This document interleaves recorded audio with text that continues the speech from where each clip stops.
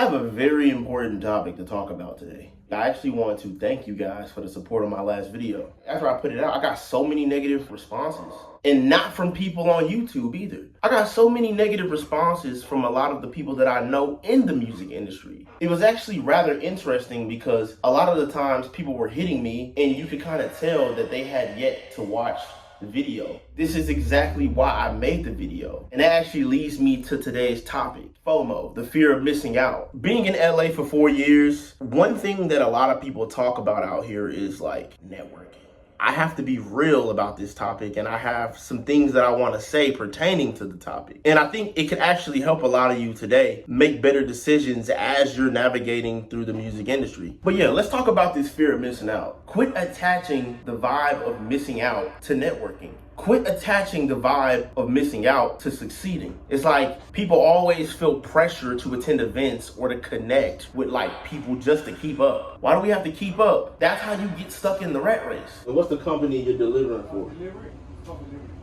I'm so tired of people critiquing what I'm doing, critiquing the actions I take in my own career because it doesn't look like the actions you're taking in your career. You know how many people I've ran into in California over the course of 4 years where every week it's a session, every week it's a meeting, every week it's an event to go to, but they don't control none of the factors of any of those things, right? Yeah, you can get in with the artist, right? You don't control when that artist song come out, especially when they're published, because they don't decide when their own music comes out. You get what I'm saying? Like, let me break this down, bro. People are like, yeah, I'm working. Yeah, I'm working. Okay, I got a session with this artist this week. Okay, cool. You made a song. Okay, cool. When does the song come out?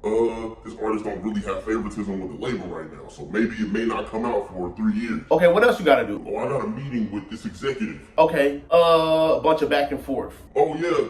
Oh, I really like your beats. I think your beats are dope. I'll put you in some sessions. Back to the sessions. Go to this event. LA Reid's gonna be there. Get the number. But that's not the end all be all. I'm not doing those things right now. You know why? Because right now isn't the time to do those things. Right now is the time to lock in. I'll talk to a lot of my industry friends who are very successful, very talented, very dope artists, individuals, songwriters, engineers. I hear a lot of these creatives have people that they idolize. And it always dawns on me that it's like people aspire to be these people, yet they're not putting in the proper work to get there. In LA, it is always this stigma about going to an event, going to a session, going to a meeting, going somewhere, but you never hear about people wanting to lock in. Don't chase, attract. If I know that I aspire to be like Metro Boomin, right? Or Benny X. We didn't see Benny X at those events till after Benny X popped off Yeet, popped off Drake, till after I was seeing him 5 years on YouTube with Tree Sound Records. Split Mind, you feel me? I saw that, I studied it. Benny X was a kid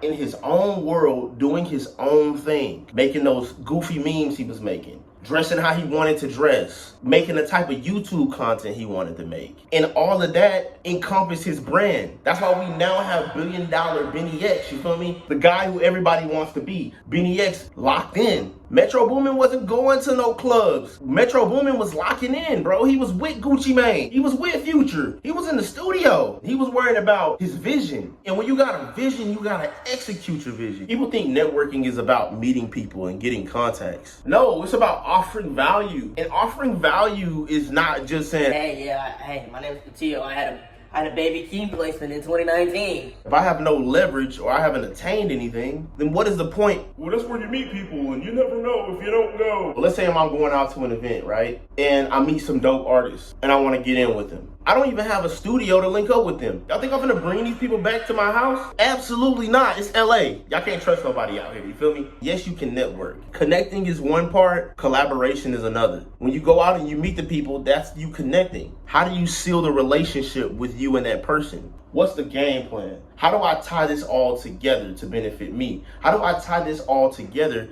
to make money from this? That's why I haven't personally been putting in a lot of importance into networking. I've been sitting back trying to define what my brand is. I'm actually finna get a studio because every producer damn near I know out here does not have one. Because then when I have a studio, when I go out and I network and I meet these people, I have a place to say, hey, it was nice meeting you. I really love your music. I would love to connect. Like, that automatically sets you above and apart from everybody else in the music industry. You know why? Because everybody else in the music industry can't do that. Because they're going out saying, hey bro, We should get in sometime. Then you hit them like, yo, we should get in. And then they're like, Oh, let me get a studio. you're supposed to have a studio ready. Look at any artist, producer, creative in history, and I guarantee you, dude, they were locking in, bro. Do not let the fear of missing out prevent you from locking in.